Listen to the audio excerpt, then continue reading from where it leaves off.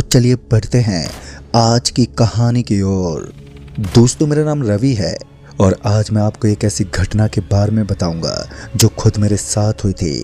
दोस्तों, आज भी इस घटना को याद करके मेरे रोंगटे खड़े हो जाते हैं और ये ज़्यादा पुरानी बात नहीं है, करीबन 1-1.5 साल पहले की बात है। तो हुआ कुछ ऐसा था कि उन दोनों मैंने एक नई बाइक खरीदी थी और उस बाइक को लेकर मैं कभी भी किधर भी घूमने को निकल जाता था। एक दिन हमारे पड़ोसी गांव में रहने वाले मनीष जी, जो कि एक खाती परिवार से बिलोंग करते थे, उन्होंने मेरे सामने हर्ट करना शुरू कर दिया कि हम दोनों हमारे शहर के सबसे बड़े पहाड़ हर्ष के ऊपर चलने वाले हैं। मैंने उनको मना भी किया था, लेकिन उन्होंने मेरी बात एक बार भी नहीं मानी और उनके हट के कारण मुझे भी उनके साथ चलना पड़ा। तो आइए जानते हो उस सफ़र से जुड़ा हुआ एक ऐसा रोचक और डरावना किस्सा जिसे सुनकर शायद आपके भी रोंगटे खड़े हो जाए। बारिश का वो दिन आज भी मेरे जहन में अच्छी तरीके से बैठा हुआ है। हुआ कुछ ऐसा था कि उस दिन हम दोनों निकलने वाले थे तो अचानक ही हल्की हल्की बूंदाबांदी भी शुरू हो गई थी। ऊपर से इन दिनों अप्रैल का महीना चल रहा था, तो गर्मियों में बारिश के अंदर भीगने का एक अलग ही स्वाद होता था। मैंने अपने दोस्त मनीष को रोकने की काफ़ी ज़्यादा कोशिश की, लेकिन उसने मेरी बात नहीं मानी। तो वो बस अपनी जिद पर अड़ा हुआ था कि हमें किसी भी तरह से आज हर्ष पर पहुंचना है। वो क्या था कि हर्ष के ऊपर से बारिश के अंदर ऊपर के नज़ारे को देखने का एक अलग ही स्वाद था। तो हम दोनों किसी तरह हर्ष की तरफ बढ़ने लगे। हमारे गाँव से हर्ष पहाड़ की दूरी कुछ ज़्यादा नहीं थी, लेकिन इसके बावजूद भी हमें आने में काफ़ी ज़्यादा टाइम लग गया था। उसका एक कारण ये भी था कि उस दिन जब हम निकले थे तो हमें पता चला था कि सामने वाली रोड तो फूटी हुई है और उस रोड के ऊपर से बाइक को ड्राइव कर पाना इतना आसान नहीं होगा, इसलिए हमें काफ़ी ज़्यादा संभल कर आगे जाना था। हमने ज़्यादा अफरा तफरी मचानी सही नहीं समझी और उसके बाद किसी तरह आराम से चलते हुए सड़क को क्रॉस करने लगे थे। थोड़ी देर के बाद जब हम दोनों उस हर्ष वाले पहाड़ के ऊपर पहुंचे तो हमने देखा कि हमें तो वहां पर काफ़ी ज़्यादा पानी दिखाई दे रहा था। ऊपर इतना ज़्यादा अंधेरा हो चुका था कि कुछ भी दिखाई नहीं दे रहा था और इस वक्त शाम के 6 बजने को आए थे। और इसी बीच मैंने अपने घर वालों को फ़ोन करके बता दिया था कि आज मुझे घर आने में काफ़ी ज़्यादा लेट हो जाएगा। वैसे भी घर वाले मुझे काफ़ी छूट देकर रखते थे, क्योंकि यही तो एंजॉय के दिन थे। अगर बच्चे लोग इन दिनों को एंजॉय नहीं करते तो क्या कर सकते थे। फिर उसके बाद मैं ज़्यादा ध्यान न देते हुए वहाँ पर एंजॉय करने लगा। हमारे पास फ़ोन भी था जिससे मैं और मनीष अच्छी खासी फ़ोटो क्लिक कर रहे थे। समय बीतता गया और हम दोनों समय को इसी तरह से व्यर्थ करते रहे। उसके बाद जब पूरी तरह से अंधेरा छा गया था तो बाद में पता चला कि अब हर्ष की जगह कभी भी बंद हो सकती है और हम दोनों कहीं इस पहाड़ के ऊपर ही ना रुक जाएं, या फिर यूँ कहें कि अगर रास्ता बंद हो गया तो फिर हम दोनों को मजबूरन इस पहाड़ के ऊपर रुकना ही पड़ेगा और इसके ऊपर खाने पीने की भी कोई चीज़ नहीं मिलती, यानी कि हम दोनों पूरे तरीके से फंस जाएंगे। इसी बीच हमारी नज़र एक पवन चक्की पर पड़ी। उस पवन चक्की का पंखा इतना बड़ा था जिसे देखकर हमारी आंखें फटी की फटी रह गई। मैंने तो अपनी ज़िंदगी में पहली बार किसी पवन चक्की को देखा था, लेकिन मेरे दोस्त मनीष ने बताया कि वो तो काफ़ी बार आता जाता रहता है। और मैं और मेरा दोस्त मनीष अभी हम दोनों आपस में कुछ बातचीत ही कर रहे थे कि तभी मेरे दोस्त मनीष ने कहा, देख भाई, यहाँ पर ज़्यादा देर तक रुकना ठीक नहीं होगा, हमें जल्दी से यहाँ से निकलना होगा, क्योंकि कभी भी यहाँ पर बारिश हो सकती है और अगर गलती से भी बारिश हुई तो बारिश के साथ साथ हम ओस में भी भीग जाएंगे, क्योंकि बादल इस पहाड़ के आसपास ही मंडराते हैं और कभी भी हमारे ऊपर कोई भी खतरा मंडरा सकता है। इस बार मैंने मनीष की बात मानना ही ठीक समझा और उसके बाद हम दोनों अपनी बाइक पर बैठकर वहाँ से निकलने लगे। तभी वहाँ पर हमें पुलिस कर्मचारी नजर आया। वो जल्दी से हमारे आसपास आया और उसने कहा, देखो, जल्दबाजी मत करना और आराम से चले जाना, नीचे का रास्ता थोड़ा ख़राब होगा।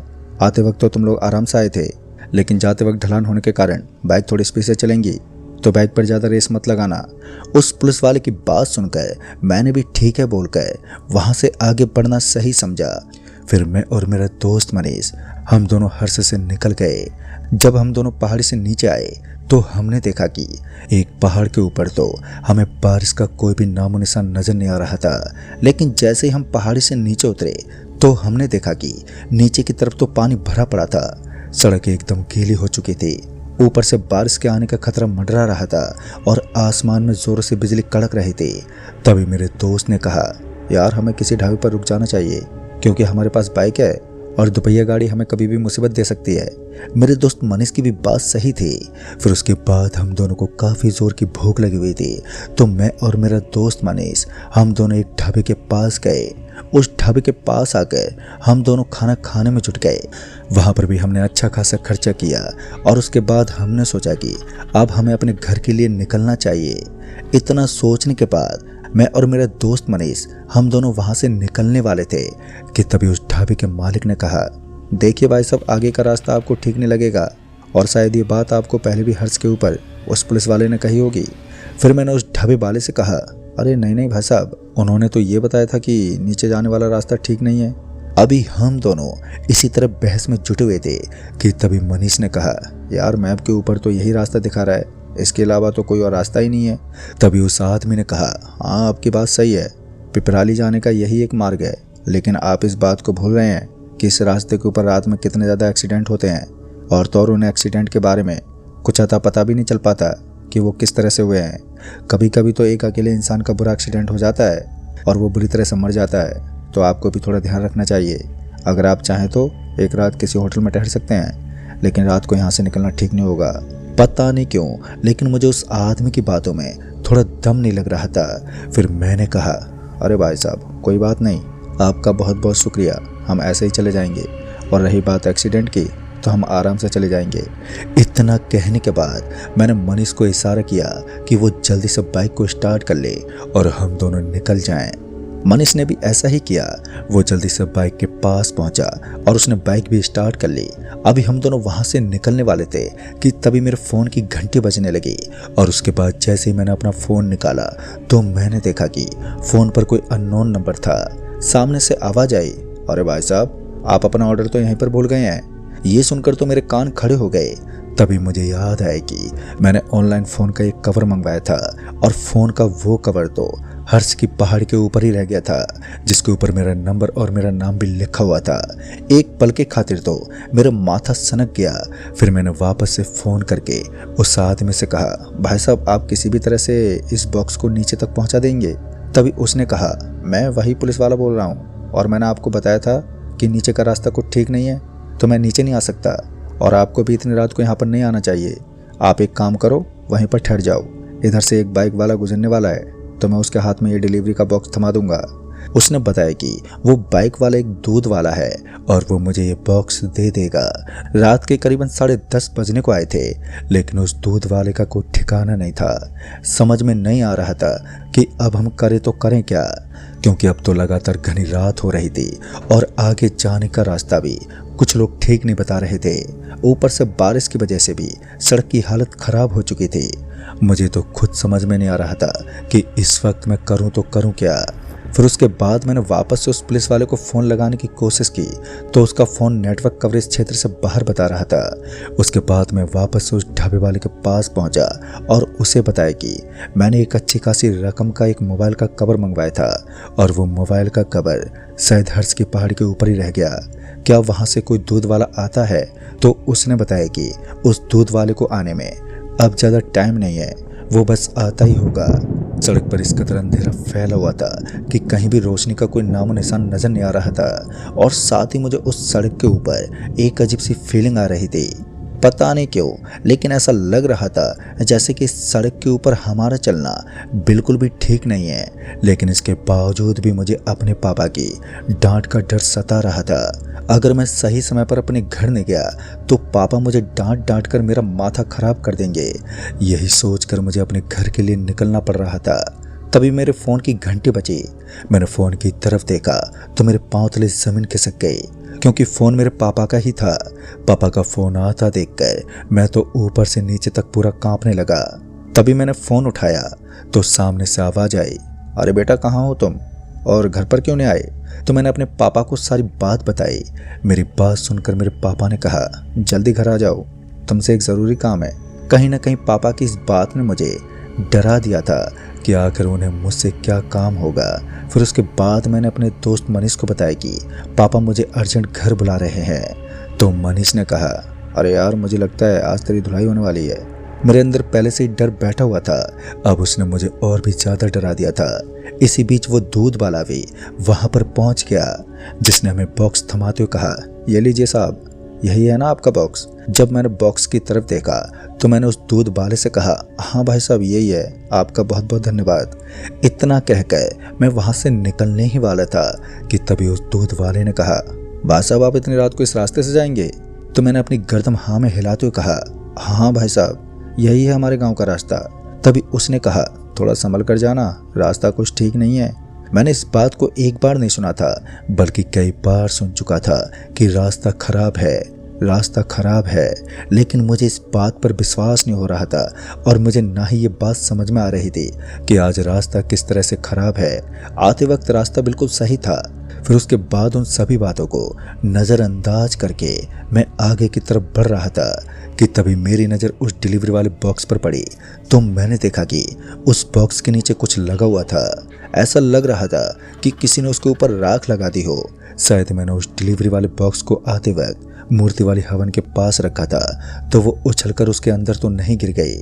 फिर मैंने सोचा कि चलो इसका कुछ बिगड़ा ही नहीं है, तो अब मुझे जानकर भी क्या करना है। फिर उसके बाद मेरे दोस्त मनीष ने बाइक की स्पीड को इंक्रीज करना शुरू कर दिया। हम दोनों वहां से कुछ दूर आगे आए ही थे कि अचानक ही हल्की हल्की बारिश होने लगी और बाइक के ऊपर हमें बारिश की बूंदें कुछ अच्छी नहीं लग रही थी। इसलिए मैंने अपने दोस्त को बाइक को रोकने को कहा। तभी मनीष ने बताया कि यहाँ आसपास में कोई भी ऐसी जगह नहीं दिखाई दे रही जिसके नीचे बाइक रोक सके और हम दोनों पानी की बूंदों से अपना बचाव कर सकें। तभी कुछ दूर आगे एक पेड़ दिखा, तो मैंने देखा कि उस पेड़ के नीचे काफी ज्यादा छाया नजर आ रही थी और हमारी बाइक को थामने का वो एक उत्तम स्थान था। मैंने अपनी बाइक को वहीं रुकवा लिया और फिर हम दोनों बाइक से नीचे उतर गए। हमने देखा कि वो पीपल का एक लंबा घना पेड़ था जिसके नीचे चादर बिछी हुई थी। शायद दोपहर में लोग यहाँ पर ताश पत्ती खेलते थे, क्योंकि ऐसा हर गांव में होता है कि जिस गांव के अंदर पीपल का पेड़ बना हुआ था उसके नीचे लोग जरूर ताश पत्ती खेला करते हैं। ऐसा मैंने कई गाँव में देखा था। मैंने अपने दोस्त मनीष से कहा, भाई चल वहाँ पर आकर बैठते हैं। फिर हम दोनों जल्दी से वहीं पर एक चादर के ऊपर बैठ गए। तभी हमने देखा कि वहाँ पानी की एक बूंद तक नजर नहीं आ रही थी। पीपल के पेड़ वाली जगह भी काफी वीरान थी, वहां पर हमें कोई भी नजर नहीं आ रहा था। फिर मेरी नजर वहीं पर बनी हुई एक सरकारी स्कूल पर पड़ी, तो मैंने देखा कि उसके आगे लोहे का एक ताला लटका हुआ था जिसके ऊपर अब जंग लग चुकी थी। वो स्कूल उस पीपल के पेड़ के एकदम करीबी बनी हुई थी, तो वो हमें साफ साफ नजर आ रही थी और उसका ताला भी उस कड़कड़ाती हुई बिजली के अंदर साफ साफ नजर आ रहा था। स्कूल की हालत भी कुछ ठीक नहीं थी और पता चल रहा था कि स्कूल बंद हो चुकी है। इस बीच मनीष ने कहा, भाई मुझे नहीं लगता आज की रात बारिश थमने वाली है, हमें बीच बारिश में ही अपनी बाइक को लेकर निकलना होगा। लेकिन मैंने मनीष को समझाते हुए कहा, तू चिंता मत कर, कुछ देर के बाद बारिश थम जाएगी, फिर हम दोनों आराम से घर चलेंगे। पहले मैं तेरे को तेरे घर ड्रॉप कर दूंगा और फिर अपने घर चला जाऊंगा। मुझे और मेरे दोस्त को अब इंतजार था तो बारिश के रुकने का। आज बारिश मानो थमने का नाम तक नहीं ले रही थी। ऐसा लग रहा था कि बारिश आज पूरे मूड से बरस रही है। और मैं और मेरा दोस्त मनीष अभी भी हम दोनों उस पीपल वाले पेड़ के नीचे बैठे हुए थे कि तभी हम दोनों को ऐसा लगा कि हमारे अलावा यहाँ कोई और भी है, क्योंकि वहाँ अचानक एक हल्की सी हलचल हुई थी और उस हलचल को महसूस करके ही मेरे दिल की धड़कनें तेज हो गई थी। मुझे लगा मनीष मुझे डराने की कोशिश कर रहा है। मैंने मनीष से कहा, अब यार तू क्या कर रहा है? तो इस पर मनीष मुझे सामने से आवाज़ देते हुए बोला, भाई तुझे नहीं लगता यहाँ पर कुछ अजीब सा चल रहा है? तो मैंने बड़े ही गौर से अपने आजू बाजू की जगह को देखा, तो सच कहूँ तो उस वक्त मेरे शरीर के रोंगटे खड़े हो गए थे, क्योंकि वो जगह इतनी ज़्यादा वीरान थी कि उसके अंदर एक अजीब सा डर बना हुआ था। पर पता नहीं क्यों, लेकिन ऐसा लग रहा था जैसे कि यहाँ कुछ अजीब सा होने वाला है। मुझे तो अब तक कुछ भी समझ में नहीं आ रहा था, मेरा तो पूरा दिमाग ही घूम रहा था। तभी अचानक ही मेरे दोस्त मनीष को ऐसा लगने लगा कि उसके पीछे कोई बैठा हुआ है और उसके कंधे पर किसी की गर्म गर्म सांस आ रही थी। फिर उसके बाद जैसे ही मनीष ने अपनी गर्दन को घुमाते हुए अपने पीछे की तरफ देखा तो उसकी आंखें फटी की फटी रह गई, क्योंकि उसने देखा कि उसके पीछे की तरफ एक कुत्ता नजर आ रहा था। लेकिन डर की बात तो ये थी कि वो एक कुत्ता था बल्कि डरा देने वाली बात यह थी कि उस कुत्ते की गर्दन नहीं थी। और इतना देखते ही मनीष डर के मारे जोर जोर से चीखने और चिल्लाने लगा। उसके बाद जैसे ही मैंने मनीष की तरफ पलट कर देखा तो मैंने पाया कि मनीष के पैर से खून निकल रहा था और वो बहुत जोर से चिल्ला रहा था।